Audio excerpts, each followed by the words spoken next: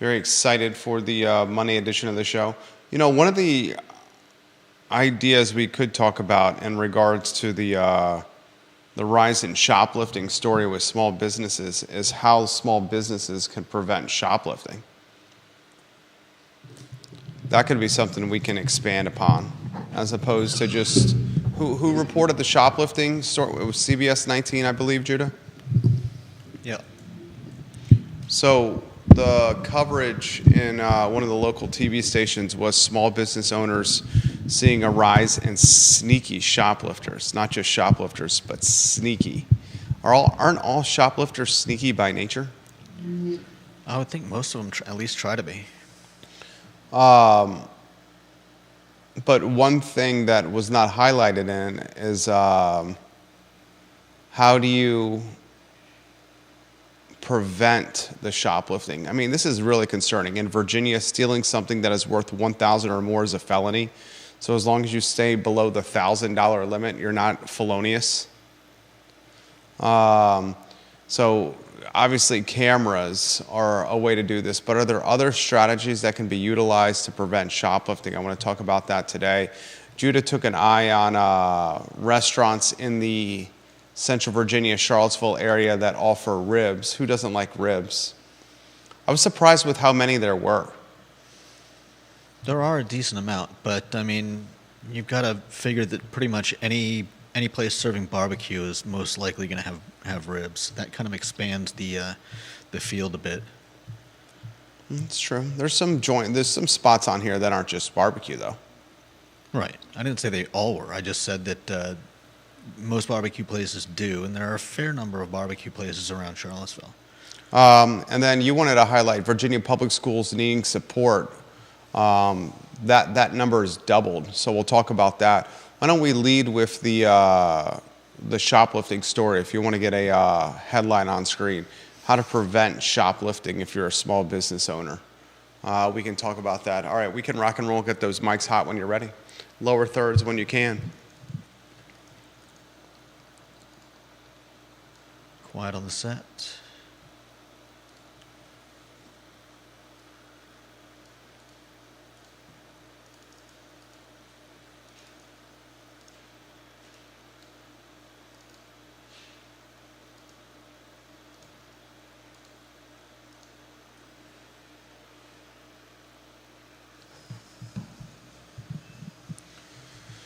Welcome to the I Love CVille show, guys. I'm Jerry Miller. Thank you kindly for joining us on a Monday afternoon. It's great to be with you. We are, of course, in the shadows of Thomas Jefferson's University of Virginia, less than 2 miles from the Rotunda, John Paul Jones Arena, Scott Stadium, a block from the Charlottesville Police Department, a block off the downtown mall, a block from the Albemarle County and Charlottesville courthouses, and smack dab in the middle of the epicenter that we call the heartbeat of Central Virginia, and it's downtown Charlottesville. It's a 300,000 person market that we're very proud to live within and offer perspective about. And today's show is very much follows that theme. We'll talk small business, we'll talk restaurants, we'll talk schools, we'll talk sports, we'll talk some politics, and we'll talk continue the icon conversation from last week. On Friday, it was iconic restaurants. Today, maybe a look at some of the iconic businesses in the Central Virginia marketplace. Judah wants to pontificate on public schools needing support. That support has doubled, and we'll unpack that on today's program. I want to talk the shoplifting story. It's unfortunate, but it's no secret that we are throttled and strained when it comes to our police departments and the resources they have to police Albemarle, Charlottesville, and across Central Virginia. And it's no secret, Charlottesville, for example, has indicated there's certain offenses or crimes that are not going to really amount to a police officer arriving on the scene. And it's going to rely on citizens or those who had the offense committed against them reporting it to the police department, probably in an online capacity, and then the police department following up days, if not weeks later. And one of those circumstances is shoplifting. And as a result, we've seen shoplifting inch up, and by inch up, I mean considerably increase within this marketplace to the point where small business owners are speaking out. They're speaking out to whoever will listen, whether it's this show, whether it's some of the media outlets like CBS 19, who did a coverage story over the weekend. And I want to utilize our platform to highlight not just the fact that this is happening, but what can be done about it. The unfortunate circumstances in 2024 in the Commonwealth of Virginia, if you're shoplifting and you do not surpass the $1,000 threshold, really you're in misdemeanor range. It's 1,000 or more is a felony. So criminals have gotten clever and they've gotten strategic, and they've kept their shoplifting efforts under a certain threshold to make sure they fly under the radar of law enforcement. Still, if you're a small business owner and if you've been hit multiple times a month to the tune of $600, $700, $800, $900, $975, $999, if it's still under $1,000, it's not a felony. You are on the brink of collapse, and you are on the cusp of closing your doors, and that's what's happening today. Not only are internet sales and big box retailers cannibalizing and eroding and crushing the small retailer, but shoplifting is crushing the small retail owner as well. Judah, we'll weave you in on a two-shot.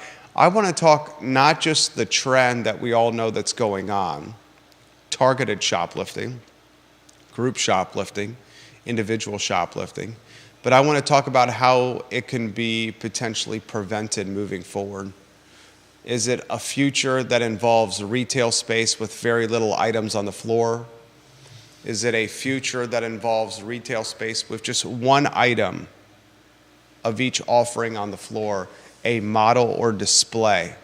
And that model or display is an opportunity for the shopper to get their hands on something, and then the remaining items that match that display or model are kept or stored or warehoused behind a wall or behind the scenes of said retail outlet. Perhaps that's the case.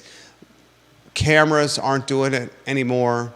The noisemakers or the security sensors that are at the doors when someone rushes through the entrance or the exit with shoplifted items in hand are not doing it anymore. We've all seen the hand-picked associate that's guarding the door for the respective storefront. Those associates or those gatekeepers rarely prevent any shoplifting at all. Many not in the best of shape, so if it required a foot race, no one's going to catch the quote-unquote sneaky shoplifter. So what do you do? How do you fix this? How many more death by 1,000 cuts can our retailers endure at a time when the internet and big box retailers are already having an effect on their bottom line? Mm-hmm. Well, I'm not sure how effective the cops would be in any case in these situations. It's not like, it would be nice, I guess, to recover some of the items if possible, but barring the police hiring a lot more people than they have, and I think they've been doing a good job in filling in their numbers, but really, I don't know that any police department has the manpower to go searching after every single shoplifter that steals something. And I think some stores will have better luck using different methods than others will. Obviously, we've seen at least one place in the downtown mall that's now hiring has regular people at the door. And which place is that? Skooma. Oh yeah. He said he's spending deep six figures for private security at the door. Yeah. Very good call. David Trecorecci said that. Not every store is going to be able to afford that. And as you said, they're not all going. When they do, if they can, they're not necessarily going to get top-notch security. They may be getting, someone like you said that would have a hard time chasing down, somebody that's nimble and on the run with who's not carrying $1,000 worth of clothing on a rack. I mean, Obviously, is this the pivot that needs to happen in 2024? Like we saw so much pivoting happening post-pandemic. I mean, the word pivot became so cliche, it became the word of the year during COVID. I think it was like year 2022 or 2023. Pivot was the word of the year.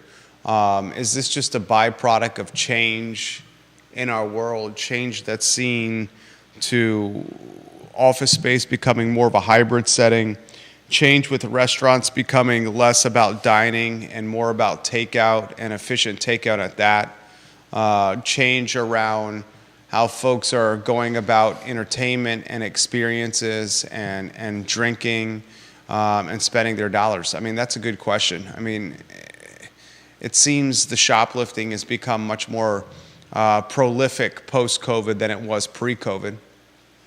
And we openly have departments, police departments saying, look, we can't police this. You can report it online to us, and we'll try to do an investigation later when we have the time to do it. But we're more focused on crimes of more impactful scale. And anything under $1,000 is almost going to be forgotten. So what are you going to do if you're the small retailer? Do you just completely revitalize your footprint and just have displays and one display alone and the rest of your inventory behind lock and key in a storage portion of the storefront where folks can't get to it? Is your store now going to be display with the encouragement of getting people to order your goods or your SKUs or your widgets online so you can mail it to them? And if you then go down that road, don't you just become yet another online retailer trying to compete with Amazon, Target, and Walmart? And are you probably going to end up losing that battle? The Chamber of Commerce issues its retail sales report. Neil Williamson kind enough to pass that along to us. And the Chamber of Commerce says, look, our retailers, it's good, but it's not great. Chamber CEO Rebecca Ivan said, while as a region, quote, while as a region, the retail sector continues to expand, the details of the 2023 retail report indicate immediate challenges for our retail core. Economic development efforts should continue to be focused on this critical job-producing business sector, end quote. Straight up saying vulnerability here, Judah. Mm-hmm. Yeah. I think punishment is one of the best ways to start prevention. I mean, if you do more to punish people to get caught. Who's punishing? Who's doing the punishing? I mean, that would be the courts, right? All right, that's not going to happen. We just indicated that the police don't have the manpower to do the investigation. That doesn't mean that they don't ever catch anyone. I can't imagine much police power is going to be allocated to petty shoplifting. I'm sure that's true, but I think if you really want to make an impact, you're going to have to do it yourself as a retailer. For example, Kevin Yancey, let's get his photo on screen. We'll go to the I Love CVille viewer listener power rankings, ilovecville.com/viewer rankings. Kevin Yancey, number 11 in the polls. He goes, here's an idea, buzz people in and buzz people out. Walmart is starting to do this. You buzz people into the store and you buzz people out. You see this at high-end jewelers. High-end jewelers have a buzz or a doorbell system to let people in and out, and they manage the amount of people in a jewelry store. I don't think putting this on the police is a realistic scenario. I think that's a great idea. I don't think the police have the power, have the influence, have the manpower, have the time to do this.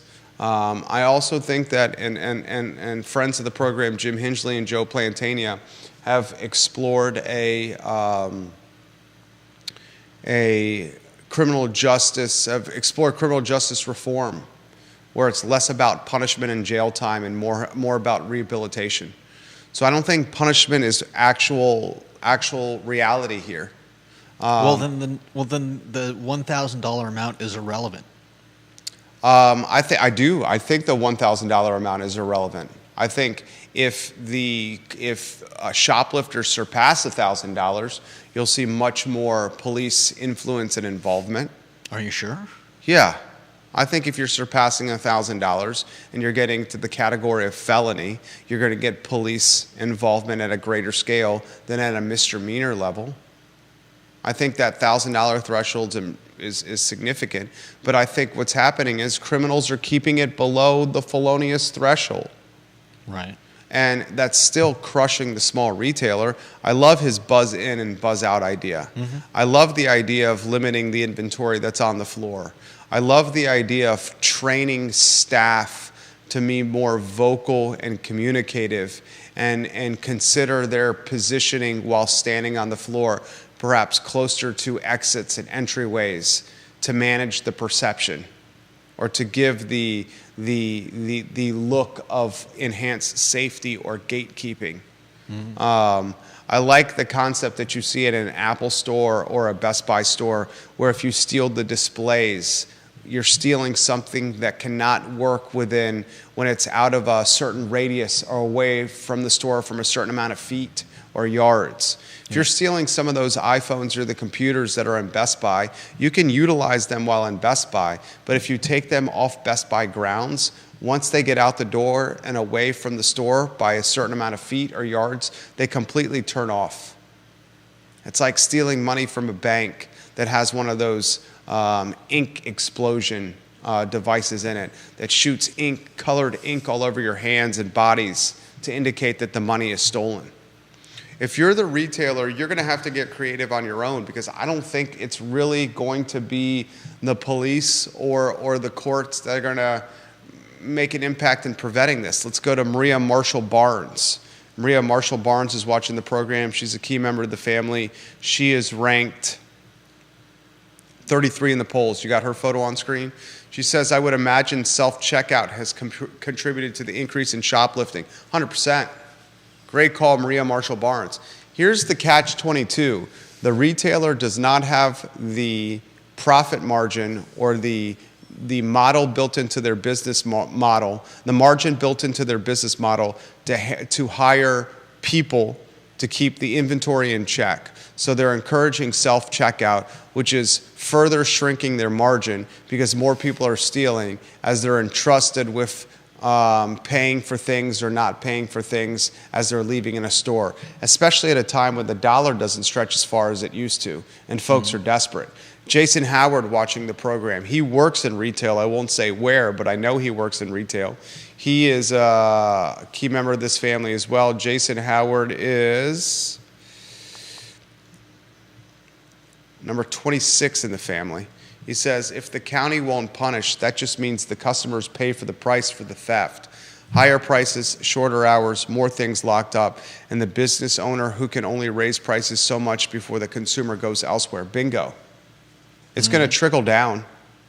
It's going to 100% trickle down regardless. We will pay for it regardless. Bill McChesney watching the program. He says this, his photo on screen, Judah Wickhauer. Bill McChesney is number 15 in the polls. He goes, when a large group hits a store, there may be no one that steals over $1,000. He says you will notice in most retail there are more locked cases in areas like cosmetics that require a store associate assistance to get the product off the shelf. He says, I believe it was in Minneapolis, Minnesota, that a Walmart burned after George Floyd's death. Walmart rebuilt it because the neighborhood asked them to, since they have closed it because it is unsustainable due to theft. Multiple retail stores have closed in San Francisco, also as an example, where they literally have said, retail stores in San Francisco, we don't want anything to do with this. We're closing down. Stephanie Wells Rhodes watching the program. Her photo on screen, please, sir. Stephanie is number 18 in the family. She says, and the thief has to get out the door before it's considered shoplifting. 100%. That's another point. It's another point. You can put the stuff in your pockets, in your purses, in your backpack, down your pants, in your sweater, but until you're outside the storefront, you're just carrying it around the store getting ready for checkout. Yeah. Another thing, what happened to the Good Samaritan that the average Joe or average Sally customer that says, hey, you're not supposed to do that. Hey, you're stealing. draws attention to what's happening. Now let's just pull out your phone and put it on TikTok or Instagram. Sometimes. I'm sure there are some people that do that. I think it also depends on the store. Are folks less willing to be what's the word? I wouldn't call it vigilantes. You don't think folks are less willing? No, I wouldn't call ratting on someone stealing, shoplifting from a store. Keeping someone from getting out, insisting that they empty their pockets, that's not the definition of that? Maybe tackling someone, but I think in most cases, people in a store would be more likely to let an employee know than go full tackle on someone who they don't even know, who they don't necessarily know is, I don't know. I think it depends too. I think people are probably less likely to get in the way of someone in a Walmart than, say, a place here on the downtown mall where it's mostly smaller businesses that. You think people are less likely to prevent shoplifting in a Walmart than they are at a Joan Fenton or a Lynn Goldman or a Rock, Paper, Scissors? 100%. Walk me through that. I mean, first of all, it's the people that are in some of the bigger places like Walmart. I think that's a part of it. You're going to find less people that feel a sense of community at a Walmart, and I think some people who normally would try to stop a shoplifter in a place somewhere on the downtown mall they probably see Walmart as it's a big box place. The rationale might be that they see a big company like that as being able to afford a little shrinkage, whereas a smaller place on the downtown mall is most likely locally owned and can't afford the shoplifting, and you may actually know the person behind the counter, if not the owner. Then you're more likely to be on a first name basis with somebody in that store. Aren't you more likely to know someone at Walmart, Target, or a big box retailer than at a locally owned merchant in downtown Charlottesville that are usually just the owners working the floor and maybe one part-time employee? Walmart and Target have hundreds, if not and you're more. Saying you're more likely to know? I think you're way more likely to know a staffer at a Walmart, at a Lowe's, at a Target than you are at a merchant on the downtown mall that has just the owners and maybe one part-timer working there. Yeah, but that means that every time you go into that store, you're likely to see the same people. How often is someone going to a locally owned merchant on the downtown mall for shopping versus going into a Walmart, Lowe's, or Target where they're probably going on a weekly basis? You think? You don't think that people are shopping at a Walmart, Target, and Lowe's at a higher percentage than they are one of the artisan merchants on the mall that are more expensive? Some of them are. I think it depends. I think, but like I said, no doubt about it. There's also the type of person. I think the type of person that's shopping at Walmart. The type of person that shops at Walmart is pretty much everybody. Okay. Target is pretty much everybody. I mean, Target is poor, rich, middle class, upper class. I mean, everyone is shopping at these stores. Downtown mall, I don't think the demographic of shopper downtown is as deep on the socioeconomic ladder as Walmart, Lowe's, Target, just because of price point. Jim Hinchley, watching the program, he sends us a DM. He says he sends us some code concealing or taking possession of merchandise, altering price tags, transferring goods from one container to another, counseling, etc., another in performance of such acts, whoever without authority with the intention of converting goods or merchandise to his own or another's use without having paid the full purchase price thereof, or of defrauding the owner of the value of the goods or merchandise. The code says when the value of the goods or merchandise involved in the offense is less than $1,000, they shall be guilty of petty larceny, and when the value of the goods or merchandise involved in the offense is $1,000 or more, they shall be guilty of grand larceny.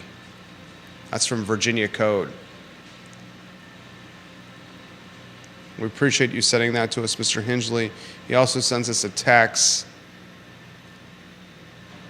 Oh, that's the text on the Virginia Code. We appreciate that. The $1,000 threshold is high.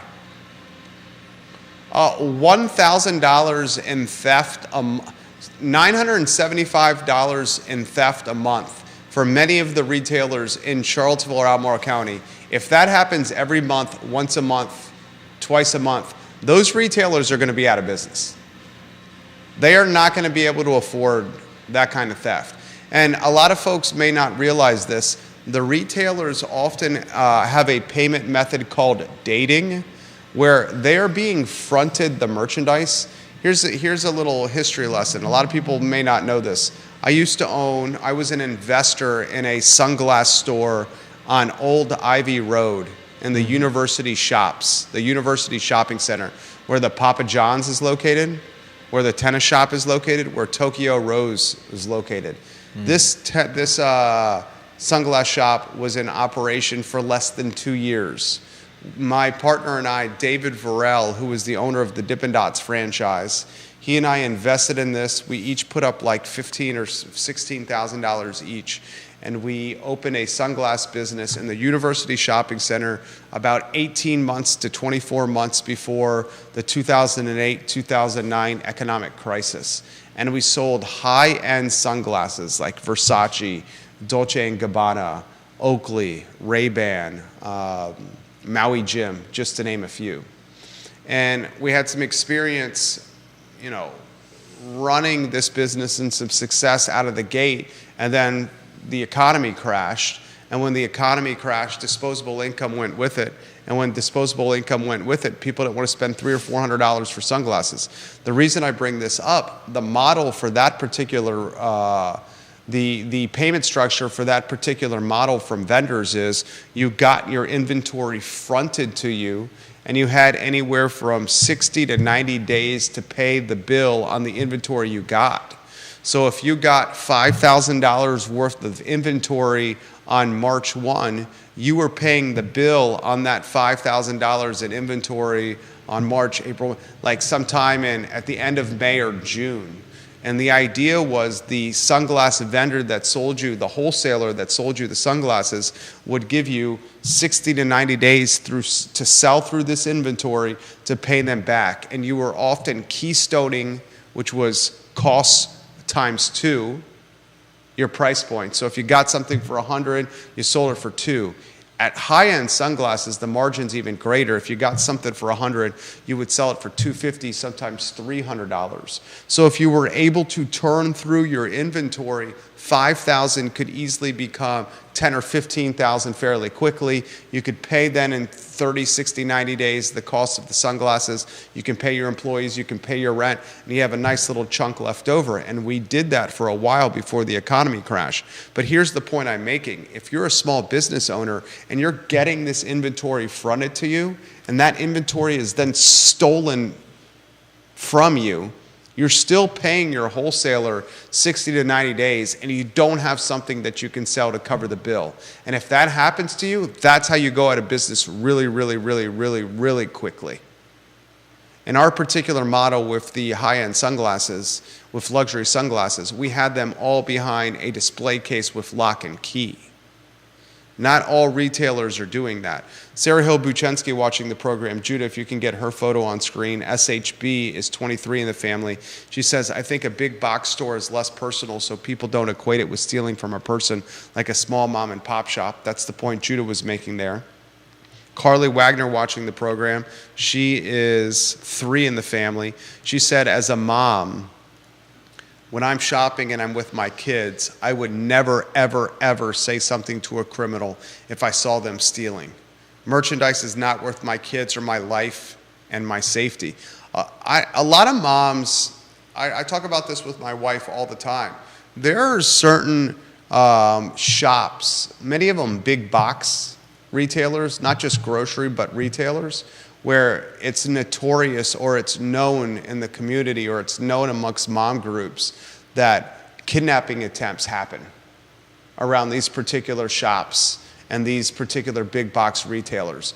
That moms always have to be very vigilant when it comes to their children and people trying to snatch them from shopping carts or from car seats or as they're walking down aisles. You'll see that on the moms groups on social media. Be careful, this is what happened. Terrifying. Carol Thorpe watching the program. Let's get Carol's photo on screen. She is number 9 in the poll, Judah. Carol says this. Like when you watch a show, Carol. She says, I think the day has passed when I would attempt to intervene against a shoplifter. Too many damn criminals carry guns and will not hesitate to shoot you in any confrontation. While I may be willing to risk my life to prevent a crime in progress against a child or other person, I am not willing to do so for $1,000 or less of stored goods. I respect that. Totally respect that. Carly Wagner says, Target, it's pickup only for me, really. Store pickup, curbside pickup only for her. A lot of my wife's friends in that mindset as well. Because of fear of what could happen to their children. So, go back to you on a 2-shot, and then we'll go to the next topic. You got Amazon, Walmart, and Target, just to name a few, that have the economies of scale, the efficiencies, vertically integrated advantages that are giving the death of 1,000 cuts to the brick and mortar small retailer. You got wages that have skyrocketed that are hurting the small retailer. You got inflation that skyrocketed. Inflation and wages, all in the same category or umbrella there. Wage inflation, almost the same as cost of goods inflation, skyrocketing. You got taxes increasing on the small retailer, small business, the storefront retailer. You got coordinated shoplifting efforts, the death of 1,000 cuts with the small retailer. You have credit card debt and student loan debt hurting the small retailer. And you have basically customer wages, their earning potential, not keeping up with cost of living, hurting the small retailer. All these are colliding at exactly the same time and are changing the landscape of how we go about shopping in 2024 and beyond. And remember, as boomers pass and as Gen Zers and Gen Alphas become the new shopping norm, they're much more accustomed to utilizing phones and the internet to shop as opposed to in-person experiences. As a result, if you're the small retailer and you're not doing an about face with your business model, you're in a tough position. A very tough position. Let's go to our next topic. This is one that meant something to you, and you want to highlight it. So I will play the role of number 2. You're playing the role of number 1 on Virginia public schools needing support at clips that are nearly double what they may have been. Well, I think what's telling is not the fact that it's doubled, but the fact that it's doubled because of a change in federal accountability and state accreditation frameworks. They're basically changing the way they're calculating which schools need help, and by these new calculations, more than double the schools that were that fell into this category just a year or two ago are now showing up in the category because of the way they're judging things. And so it's not so much that more schools need help, it's that we're seeing now that there have been more schools that needed help. It's just with these new measurements, we're actually getting a better picture of the problems inherent in Virginia schools. So why do they need help? For a variety of reasons, but I think most people can agree that a lot of it has to do with the pandemic, have to do with lowered standards, that came either before or after the pandemic. I think some schools had lowered standards to help kids pass through their hallowed halls. And I think there were also some lowered standards following the pandemic to help kids get through, knowing that they'd missed something in the insanity that was the pandemic, and students not being in school and probably not getting the support that they hopefully would have been getting going to an actual school. And then I think one of the added measures was chronic absenteeism, which looks like it increased to 17% of all students in 22-23 from a 9% pre-pandemic level in 2018 to 2019. So almost 2x. Yeah, but I don't think that was even. I don't think absenteeism or chronic absenteeism was even a part of the measure before they made these changes. So again, while the numbers have increased, it's also something that they're actually looking at in terms of what schools need help, and so I think it's a good thing that they're changing the metric by which these schools are figured into. I believe it's the ESSA, Every Student Succeeds Act. What happens if enrollment drops? What happens if enrollment drops? I don't know if enrollment would figure into whether or not a school needs help. Is it funding tied to enrollment? That may. So if enrollment drops, won't funding fall? It may fall under that particular.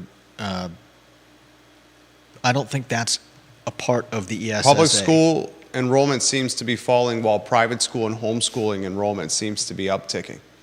Does that mean less money in the pot for the public school? Probably. If where they're getting their money is based on how many students, then yeah, I would imagine that would affect how much money they get. But that wouldn't necessarily take them off of the list of schools that need support based on ESSA. I think those would be two different things. So what's your conclusion from this story? My conclusion is it's a good thing that we are, I think, widening the net to get a better look at what schools actually need help, because obviously I care less about the schools and more about the students. And so if Virginia is finding a way to better help those students, I think that's a good thing. Yeah, I think it's a good thing too. How would you characterize your level of concern for public schooling right now versus what it was pre-COVID? Let's see. I think I would need more information, but I think it's clear by this that there are probably there are a lot of schools that have not been getting the help that they needed. If the number of schools identified has risen from 112 to 247, I mean that's a massive jump. That's a massive jump, and I don't think it's all due to things that have happened in the last year or two. I think, as I've said, that they're widening the spotlight, and they're actually finding more schools that need help, and hopefully they'll find a way to get it to them so that the students in those schools are, getting the schooling that they need. Hopefully, finding a way to curb chronic absenteeism. Yeah, that's a nightmare. And Carol Thorpe says, Judah, isn't ESSA just No Child Left Behind 2.0? It could be. Amanda Burns says, yes, it is. Every Student Succeeds Act, ESSA, was signed by President Obama on December 10th, 2015.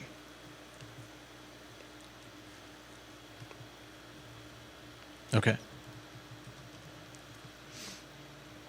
Anything else you want to add? No.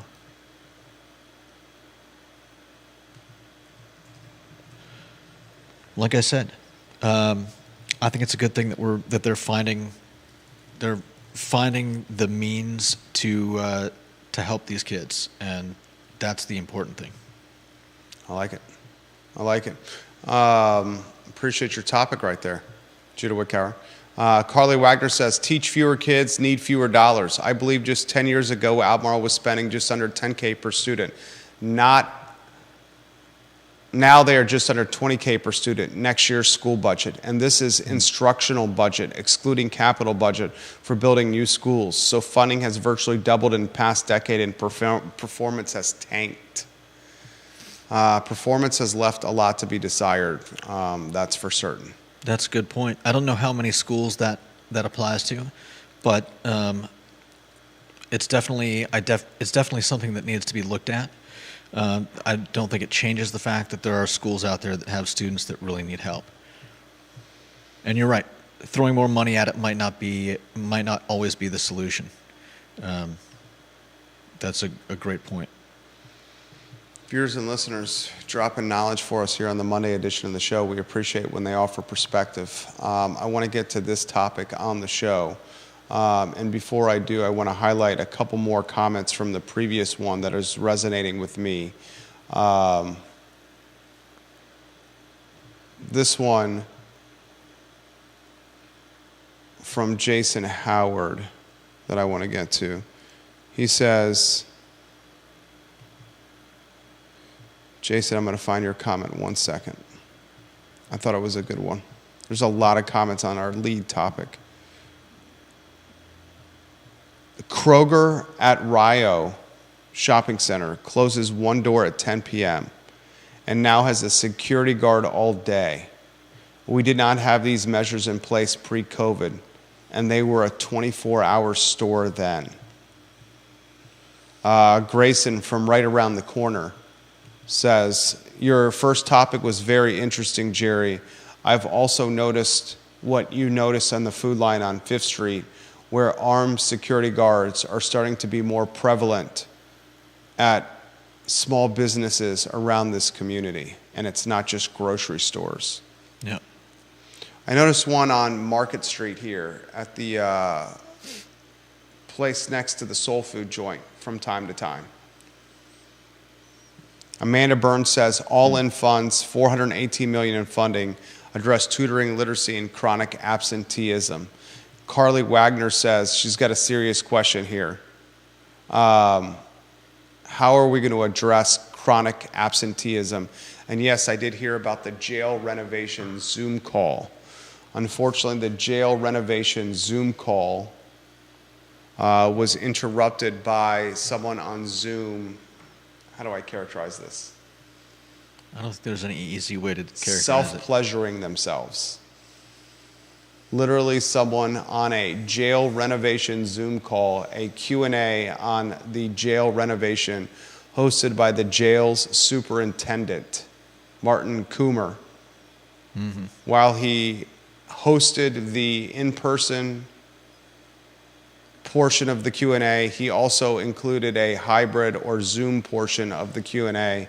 And while he opened up the Zoom portion of the Q&A to those in the community, someone got on the Q&A and was caught self-pleasuring themselves in full Monty, in the full Monty. We've now, in the last, handful of months, seen city council turn off Zoom commenting during city council meetings. And now this. It is a king of the sickos world we live in, 2024. A king of the sickos world we live in. Here's a serious question. How will more funds address chronic absenteeism? It's a great question. Yeah, I don't know that more funds necessarily will. And are those funds a waste of money if absenteeism has doubled? If we've 2x the amount of kids who are choosing to play hooky, yet we're going to allocate more money to schooling, is that not a catch-22? There's less kids in the school because they're playing hooky, but more money going to the school. I don't know that more money for individual schools is the right answer. I know that hopefully they're figuring out the best ways to spend this money, and it's not just giving more to the schools. I think obviously they need to figure some things out, and one of those is getting kids to stay in school, or Is the answer school choice? I've always thought that was a a good thing to have in place. Is school choice the answer? Viewers and listeners. I think it's definitely a benefit for some families.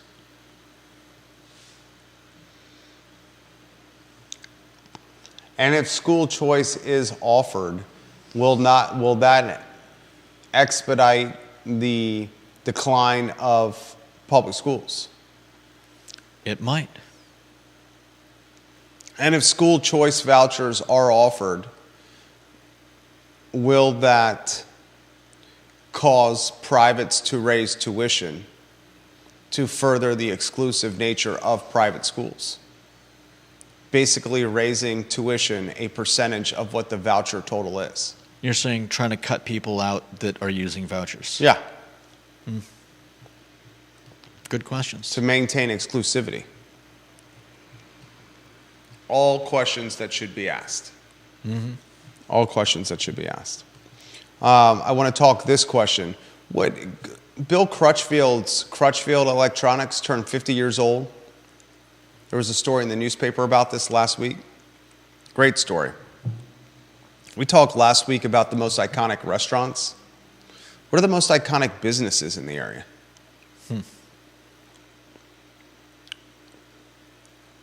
I mean, Crutchfield's probably on that list, but I doubt it's atop the list. Most iconic businesses in the area. Ragged Mountain Running Shop's on that list. Was it atop the list? Probably not, unless you're a runner. Lynn Goldman Elements is on that list. Is it atop the list?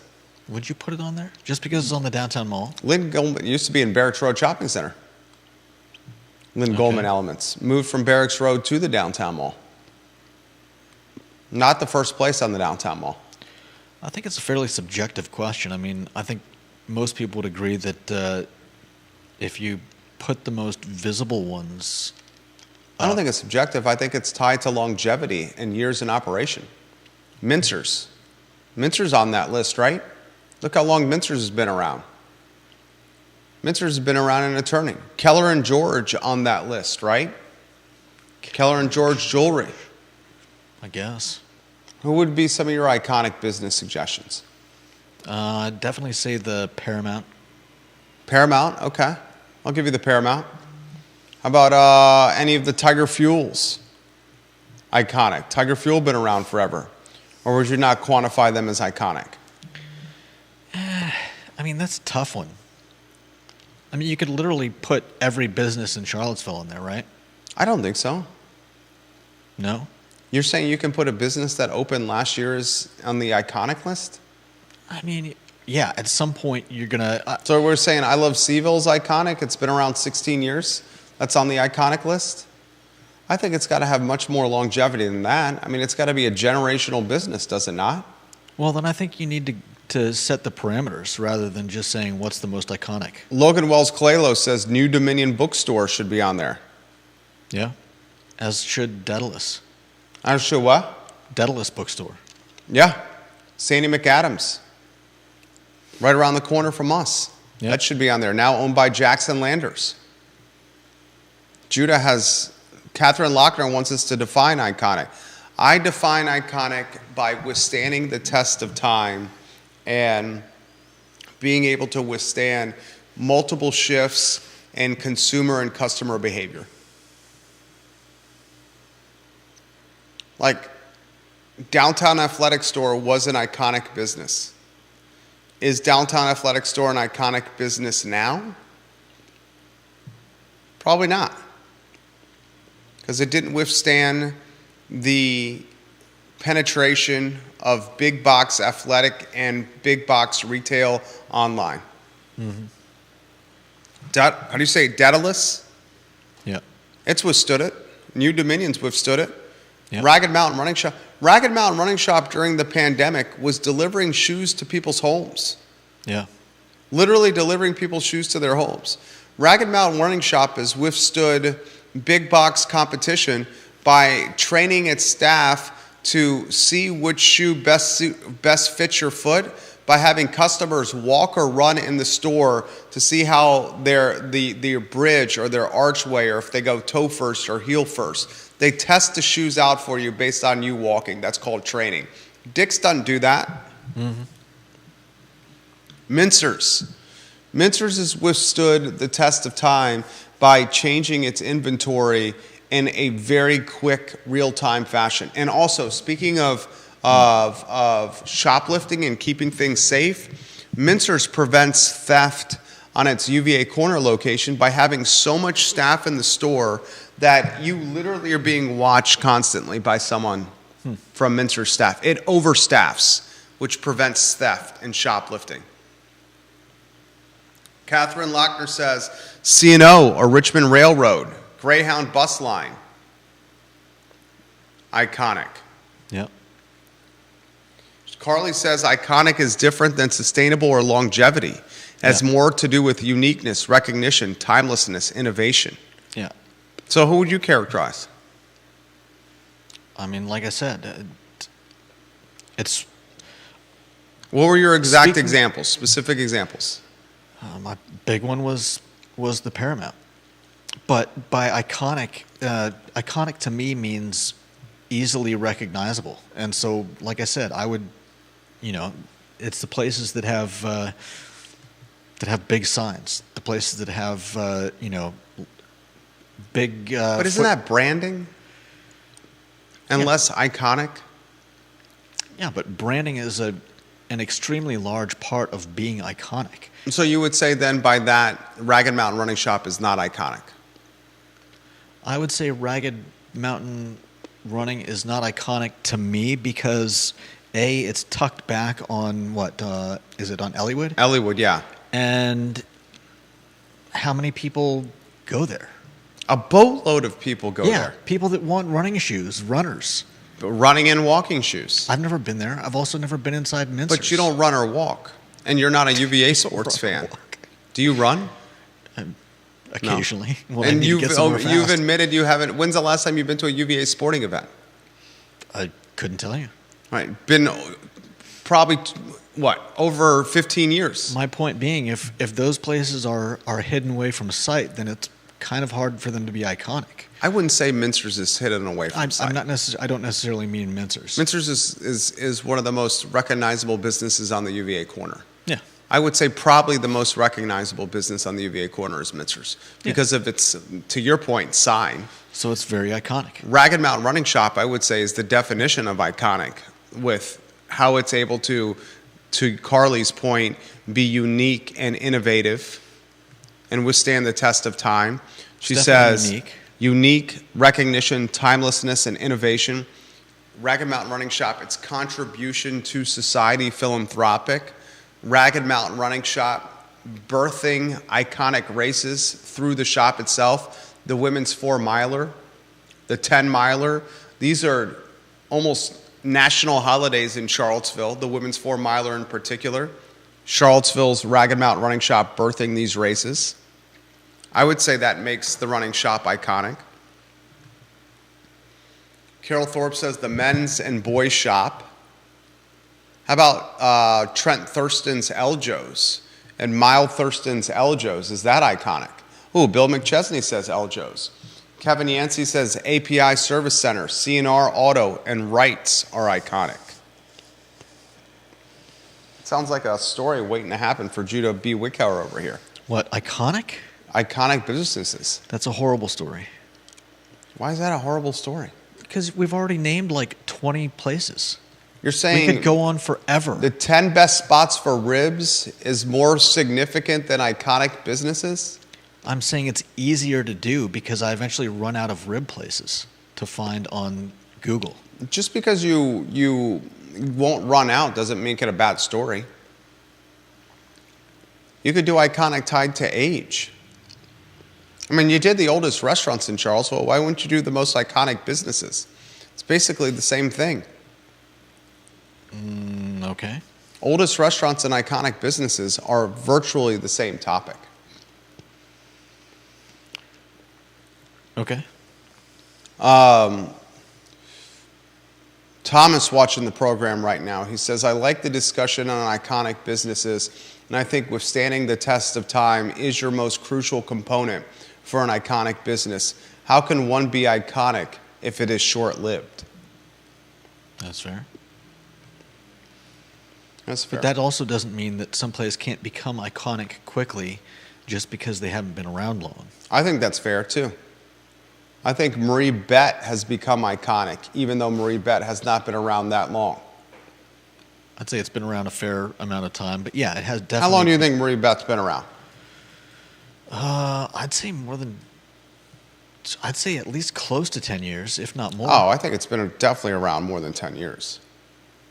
Let's see here. If I put the over-under at 15 years, would you take the over or under? I'd take the under. On 15? Oh, where is it at? I'm not going to find this on the fly. Can you find it on the fly? I don't know. But I would say they've become iconic. Oh, definitely. See if you can find when they first opened. Marie Bett Cafe grand opening. I'm Googling that.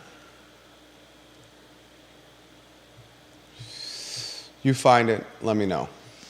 Mm-hmm. We've been around 16 years.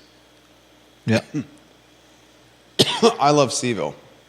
Catherine Lochner says less than 10 years. I say no way, Jose, Catherine Lochner. No way, Jose.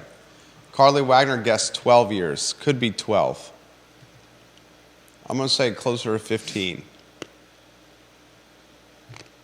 We've been around 16. We'll see if we can find it. Bill McChesney says the Boar's Head is iconic. Bodo's, Foods of All Nations. We wanted to go non-restaurant, non-food and beverage with this discussion. I'll offer some commentary on Virginia. You see if you can get me the Brie Bet number, and then we'll close with the ribs, okay? Virginia basketball got humiliated on national TV by the Duke Blue Devils on Saturday. The game started ugly, and it ended ugly. There was no point in the Virginia loss to Duke in Cameron Indoor that Virginia was not outclassed. This basketball team looks like a shadow of its former self during that 8-game winning streak.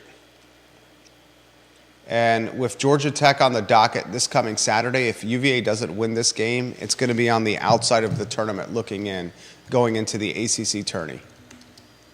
Virginia must beat the Yellow Jackets on Saturday in the John Paul Jones Arena.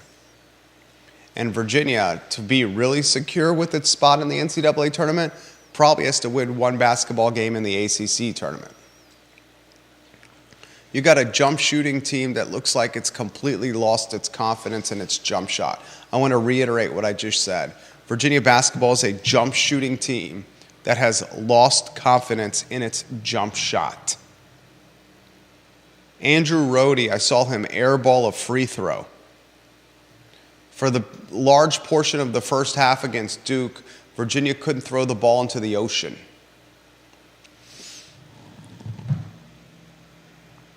Many in the fan base are asking what the hell is going on with the pack line defense, what is going on with the offense, and what's going on with the coaching staff. Many in the fan base are asking that. And it's interesting because we have this dichotomy going on now between the men's basketball team and the women's basketball team. Coach Mox and the UVA women's basketball team, they just beat Virginia Tech at the John Paul Jones Arena, a Hokie basketball team that was top 5 in the country. Coach Mox is coaching UVA women's basketball while visibly pregnant on the sidelines. She is a badass. UVA women's basketball has a handful of players on their roster from the Charlottesville area. A handful of players, including a star point guard and a star front court player. UVA the men's team has completely forgotten about its 30-mile, 40-mile radius around Charlottesville for recruiting players. Is the NIL and the transfer portal the antithesis of what the pack line defense and Coach Bennett's program stands for? A pack line defense that takes years to learn and a program that takes years to understand. Today's college basketball is what have you done for me lately, transfer in and transfer out on a yearly basis, almost as if it was free agency. A lot of people asking these questions. Despite the struggles and despite the limitations, Virginia finds itself still, as of this point, in the NCAA tournament, and still, as of this point, one of the best basketball teams in the Atlantic Coast Conference. You want to look at the standings in the ACC, and you want to go by stats and numbers and records, and you got a men's basketball team that is still pretty darn good. Beth Dunlop Marcus sending me a link. Oh, you're amazing, Beth Marcus, of when Marie Bet was started. They opened at the end of 2014. You have that for confirmation? Yeah. So 10 years, not even 10 years. Catherine Lochner, you were right. Mm-hmm. So I would say they'd be iconic. Yeah. Despite not being alive a decade. Yeah, definitely. Virginia is third in the ACC right now. They're 21-9 and 12-7 in ACC play. Catherine Lochner, you were right. James Watson says Virginia women's basketball is my favorite, and he's been to nearly every home Sunday game. The future is beyond.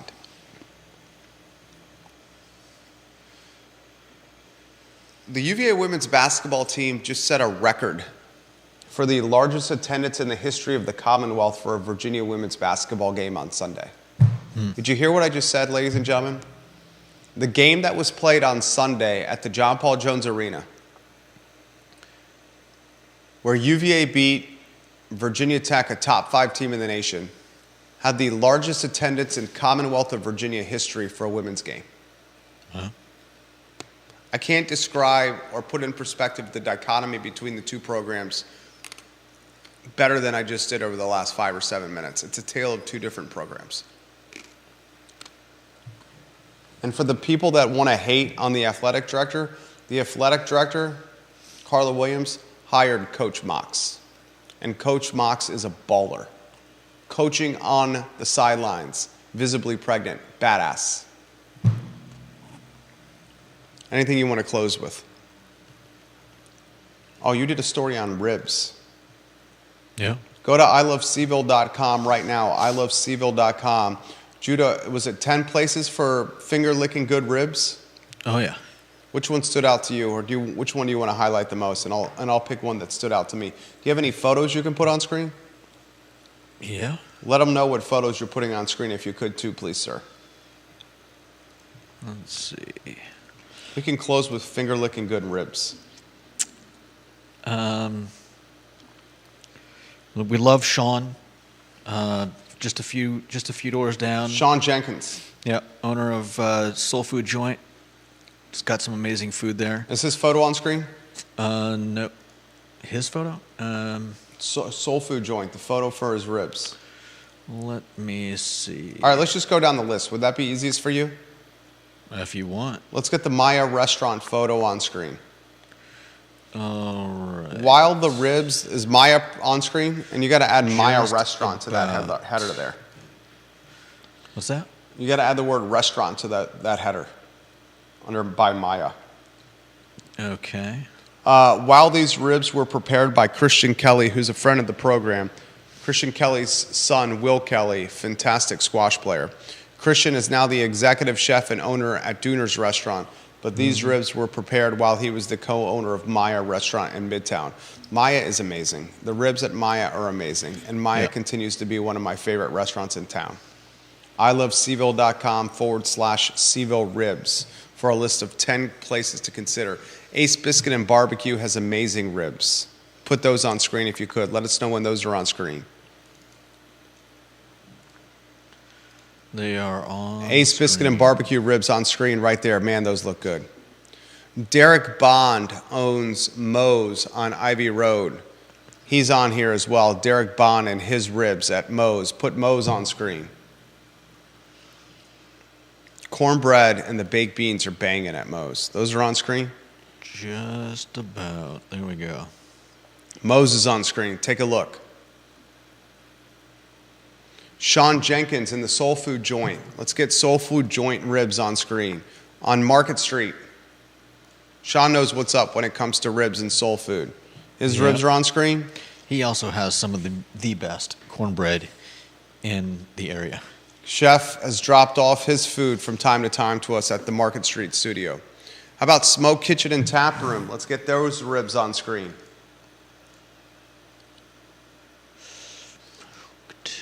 There it is. Smoke Kitchen and Tap on screen, the Crozet icon. They've got two places, right? They do. Very well done.